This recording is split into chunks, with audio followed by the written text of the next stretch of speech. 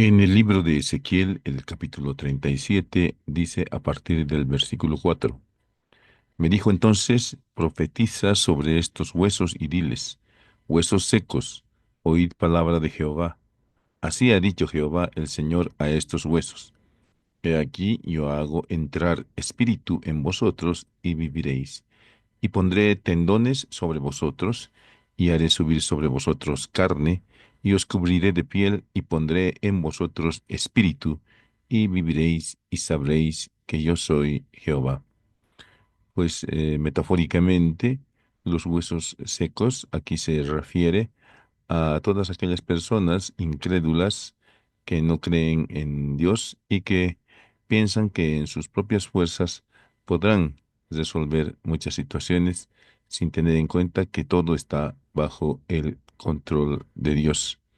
Y pues Él puede hacer renovar los huesos, hacer revivir, dar vida a huesos secos. Esos huesos secos que son los incrédulos no están completamente perdidos, sino que Dios les puede dar vida. Tengan ustedes un cordial saludo.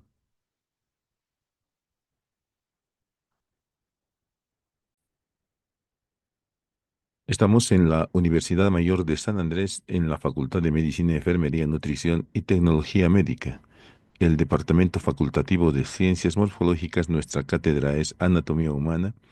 Estamos viendo los huesos del viscerocráneo y nos toca en este momento revisar lo que es la mandíbula o mandíbula inferior.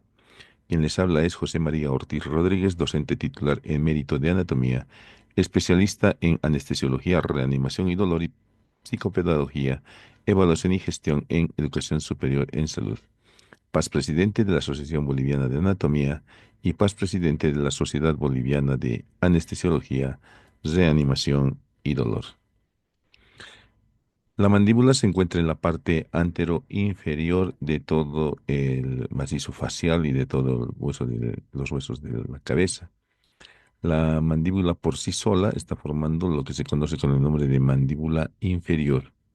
Este hueso presenta tres partes, una parte central, que es el cuerpo, y dos partes laterales, que son las ramas. Este hueso es uno de los pocos huesos, junto con los huesecillos del oído, que se articulan en el esqueleto de la cabeza por medio de articulaciones sinoviales. No nos olvidemos que la mayoría de las articulaciones del cráneo son articulaciones de tipo fibroso, son articulaciones de tipo sutura. Pues ya habíamos mencionado las partes, aquí remarcada en este color rosado, encontramos el cuerpo que tiene la forma de una herradura y por la parte posterior del cuerpo encontramos saliendo cranealmente a las ramas de la mandíbula. El cuerpo presenta una cara anterior convexa y una cara posterior que es cóncava. Este borde superior que es el borde alveolar y este borde inferior que es un borde teóricamente libre. Ahí estamos viendo la cara anterior del cuerpo, donde destacamos en el borde superior los orificios alveolares, donde se están articulando los dientes por medio de sus gónfosis, y pues al igual que en el maxilar, aquí en la mandíbula vamos a encontrar estas eminencias alveolares determinadas por la presencia de las raíces dentales. También encontraremos el agujero mentoniano. En esta cara vamos a encontrar en la parte media los vestigios de la unión de dos partes originalmente separadas en la sínfisis del pubis. La sínfisis del pubis hacia abajo se continúa con esta eminencia muy marcada triangular que es la protuberancia mentoniana. Esta eminencia triangular de base inferior y de vértice superior presenta en sus dos ángulos inferiores unas eminencias menos marcadas que son denominados los tubérculos mentonianos, protuberancia mentoniana y tubérculos mentonianos. De estos tubérculos mentonianos están partiendo lateralmente unas líneas que son las líneas oblicuas externas. Estas líneas oblicuas, ahí están los tubérculos mentonianos, y de ahí partiendo las líneas oblicuas externas que se dirigen hacia atrás y al llegar más o menos a la mitad de el cuerpo van ascendiendo para continuarse con el labio externo del borde anterior de las ramas.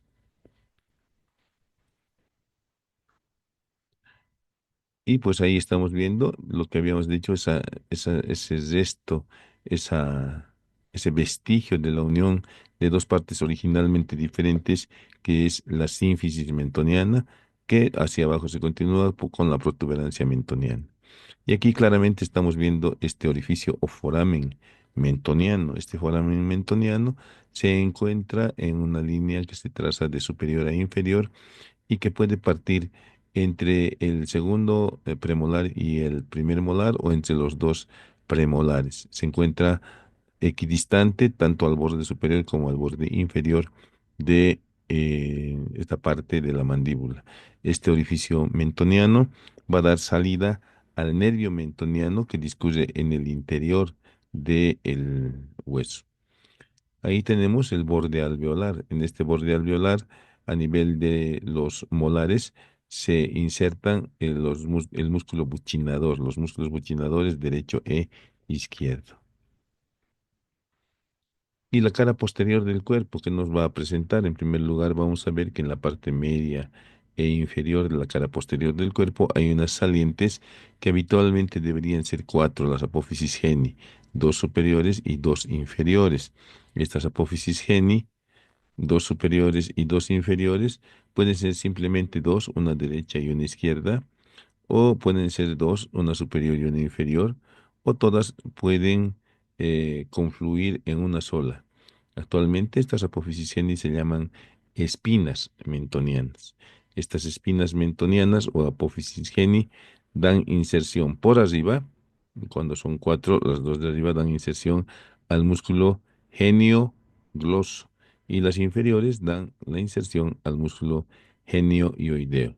Estos nombres nos están indicando dónde se están originando esos músculos y dónde están terminando. Seguimos en la cara posterior del cuerpo y pues veremos que de las espinas mentonianas están partiendo las líneas miloioideas. La línea miloioidea que al llegar a el borde anterior de la rama también se continúa con el labio externo de este borde anterior. En esta línea miloioidea se inserta el músculo miloioideo. Paralelo y caudal a esta línea miloioidea vamos a encontrar este surco, el surco miloioideo, que comienza precisamente en este orificio, ya, que es el conducto alveolar inferior, debido a la presencia de el nervio miloioideo, el nervio miloideo. Esta línea oblicua interna está dividiendo la cara posterior del cuerpo en una parte superior que se denomina fosa sublingual, donde se aloja la glándula sublingual, y una inferior que es la fosa submandibular, donde se aloja la glándula salival submandibular. El borde inferior del cuerpo es romo y a los lados de la línea media nos presenta estas depresiones. Estas depresiones que dan inserción al vientre anterior del digástrico. Son las fositas digástricas. Y si nosotros continuamos con el borde posterior o borde inferior, perdón, y nos encontramos en el punto en el que se originan las ramas, pues veremos la presencia de una escotadura. Esta escotadura está relacionada íntimamente con la arteria facial y es posible pues realizar ahí una compresión en caso de hemorragias masivas debido a la arteria facial. Y ahí estamos viendo el borde superior del cuerpo donde vemos la articulación con las piezas dentales. Dos incisivos, un canino, dos premolares y tres molares. En este caso solamente hay dos, ¿no? En la mandíbula inferior suele acontecer aquello. Y a continuación, pues veremos las ramas de la parte posterior del cuerpo. Se desprenden las ramas, como habíamos dicho, el límite en el borde inferior es esta escotadura que corresponde a la arteria facial. Y estas ramas son cuadriláteras, teniendo un borde anterior, un borde superior, un borde posterior y un borde inferior. Borde anterior, borde superior, borde posterior, borde inferior libre. Y el borde anterior tiene dos partes, una que está unida al hueso y una parte superior que es libre, donde vamos a encontrar la fosa buccinadora. En la cara externa de las ramas, vamos a encontrar cerca al ángulo. Este es el ángulo de la mandíbula ogonio. Cerca al ángulo de la mandíbula, una serie de crestas y rugosidades donde se insertan las fibras musculares del músculo macetero. ¿Sí? En la cara interna de la rama vamos a encontrar como punto central este orificio, el orificio de entrada al conducto alveolar inferior. En el interior del hueso, el nervio discurre en un conducto hasta encontrarse con el del lado opuesto.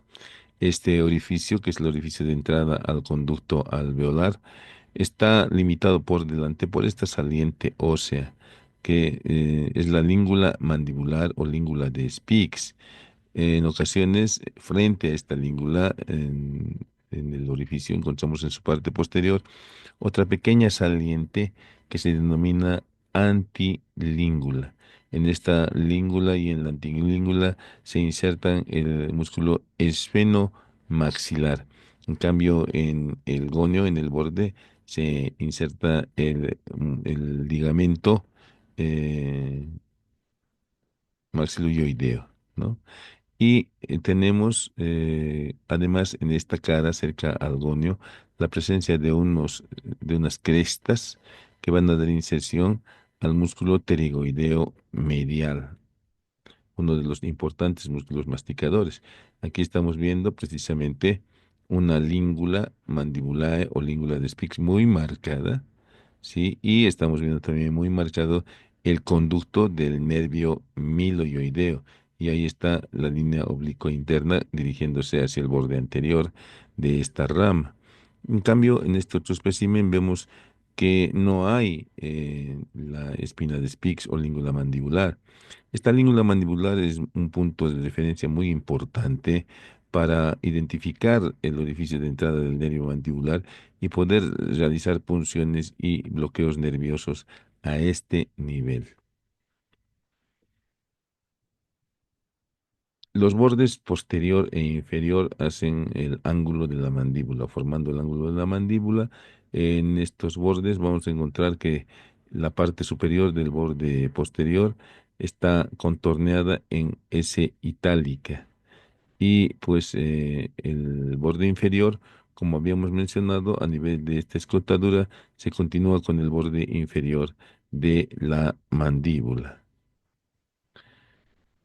Y aquí tenemos pues el borde anterior visto por arriba y visto lateralmente. Este borde anterior tiene un labio externo, un labio interno, los cuales son continuación de las líneas oblicuas externa e interna, que están delimitando en el borde anterior de la rama mandibular una depresión alargada verticalmente que es la fosita o fosa buccinatriz. La fosita buccinatriz presenta en el fondo una cresta, la cresta buccinadora, pues en la fosita buccinatriz y en la cresta buccinadora se insertan el músculo buccinador y la aponeurosis buccinatriz en estas crestas o labios. Ahora, el labio medial se continúa hacia arriba, hacia la apófisis coronoides, por medio de esta estructura que se ve muy claramente aquí. Es un pilar o cresta que es denominada cresta temporal, donde se insertan algunos de los fascículos del músculo temporal. El borde superior nos presenta dos salientes y una escotadura. La saliente posterior es la apófisis condilar. Todo esto hasta aquí abajo es la apófisis condilar y hacia adelante tenemos la apófisis coronoides y entre los dos la escotadura sigmoidea. Por esta escotadura sigmoidea están pasando los vasos y nervios masentéricos a inervar al músculo macetero.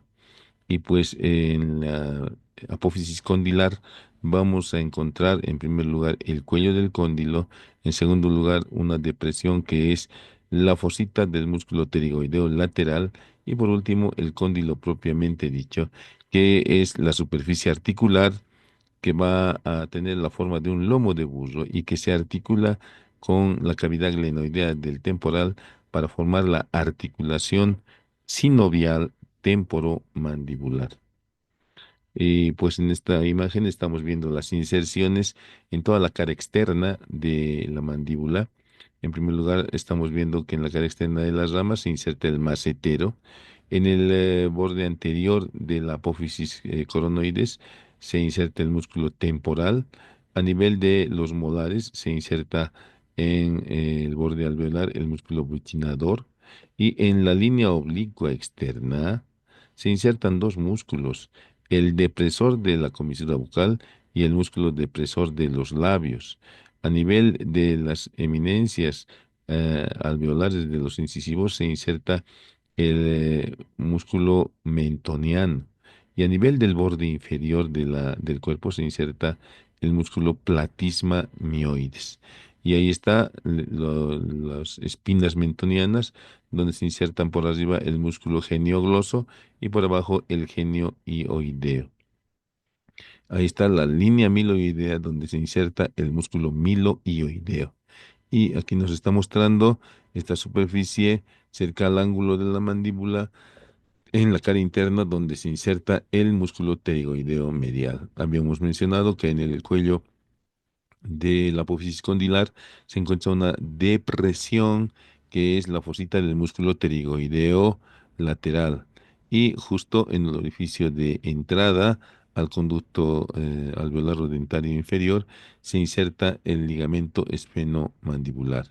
En la unión de la rama con el cuerpo a nivel del tercer molar se inserta también el músculo constrictor superior de la faringe e inmediatamente por delante de este el músculo pterigomandibular, el ligamento pterigomandibular.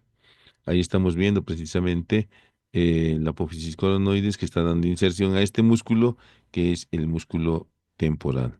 Ahí estamos viendo la línea oblicua externa, donde se insertan el músculo depresor de la comisura bucal y el músculo depresor del labio inferior, que es un músculo cuadrilátero. Aquí está parcialmente cubierto por el depresor de la comisura bucal. Y luego estamos viendo estos músculos que a nivel de las eminencias alveolares incisivas se originan y son los músculos mentonianos. Entonces todo esto forma parte de las inserciones en la mandíbula. Habíamos mencionado que la línea oblicua interna está dividiendo en el cuerpo de la mandíbula dos fosas, una fosa sublingual donde se aloja esta glándula, que es la glándula sublingual, y una fosa submandibular donde se aloja esta glándula, que es la glándula submandibular. Y aquí tenemos una imagen real, pero ya sin el hueso está retirado, ahí está la lengua, y ahí tenemos la glándula sublingual en la fosa sublingual, y ahí tenemos la glándula parótida submandibular en la fosa submandibular. Para referenciar y completar, esta otra es la glándula parótida, completando los tres pares de glándulas de salivales mayores. Y aquí estamos viendo en este corte el músculo genio-gloso dirigiéndose a la lengua, uno de los músculos más importantes en tamaño en la lengua, y este otro que es el músculo genio-ioideo que va de la apófisis geni al hueso ioides. Y aquí estamos viendo los ligamentos esfenomandibular y estilomandibular, que sirven como medios de refuerzo para esta articulación que es la articulación temporomandibular. En la parte posterior del cuello de la mandíbula junto con la aponeurosis interpterygoidea están formando un orificio a este nivel que es el ojal retrocondilio de Yubara. Ese ojal retrocondilio está dando salida al nervio auriculotemporal y está dando entrada a la arteria maxilar.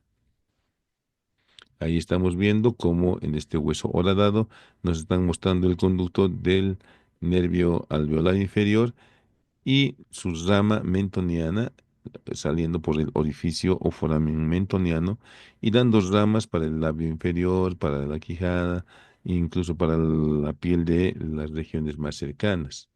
Entonces, si nosotros tenemos un paciente con una herida cortante en el labio inferior y necesitamos hacer una sutura con anestésico local, pues echaremos mano de nuestros conocimientos anatómicos y podremos imaginarnos el orificio de salida a nivel de la interlínea entre los premolares o el segundo molar y el primer molar. Y pues ahí podemos hacer una punción y depositar una cantidad de anestésico local. ¿Para qué? Para poder luego suturar ese labio inferior, o también podemos bloquear, como habíamos dicho, palpando la espina de Spix, el nervio mandibular, el nervio alveolar inferior, y de esa manera mitigar el dolor en una fractura de mandíbula. Vean ustedes una resonancia de una fractura de mandíbula que es susceptible pues a recibir la anestesia por medio del bloqueo de los dos nervios mandibulares. Aquí vemos una fractura de mandíbula no desplazada, pero está claramente fracturada la mandíbula. Y en esta imagen estamos mostrando cómo se puede hacer el acercamiento de los dos extremos fracturarios por medio de estas plaquitas, ¿no? Estas plaquitas sirven para aproximar los trazos de fractura. Pero una vez que se han terminado de colocar esas placas, se pone al paciente esto que se llaman arcos de Erich, y esos arcos de Erich están unidos entre sí por ligaduras. Entonces, en caso de que el paciente tenga náuseas o vómitos, se tiene que cortar estas ligaduras y el cirujano tendrá que volver a acomodar las mismas. En la mandíbula, pues podemos tener casos de mandíbulas muy exuberantes, el prognatismo, y en otros casos mandíbula pequeña, ¿no? El hipognatismo. Entonces, en el prognatismo la mandíbula está bastante grande, y como verán ustedes en esta revista de cirugía ortognática mandibular que es de Manila del año 2021, estos son los autores, y pues nos está mostrando cómo se hace el corte, ¿no? Aquí hay un esquema de cómo hacen un corte en bisel y hacen que la rama mandibular se dirija hacia adelante. Pues para hacer este corte necesariamente debemos dominar las relaciones arteriales y nerviosas de esta rama mandibular para no ocasionar lesiones. Entonces aquí lo tenemos antes de la cirugía y después de la cirugía. Antes de la cirugía, ¿no? Y aquí los tenemos antes de la cirugía y después de la cirugía. Y aquí tenemos después de la cirugía como la mandíbula ha sido retraída hacia atrás. Entonces, como conclusión, la mandíbula es eh, un hueso muy móvil debido a la articulación temporomandibular, muy activo en la masticación. Prácticamente los cuatro músculos masticadores se insertan aquí en la mandíbula. Los cuatro huesos, los cuatro músculos se insertan aquí en la mandíbula, y por esas razones que pueden elevar la mandíbula con mucha fuerza. Muchísimas gracias por su atención.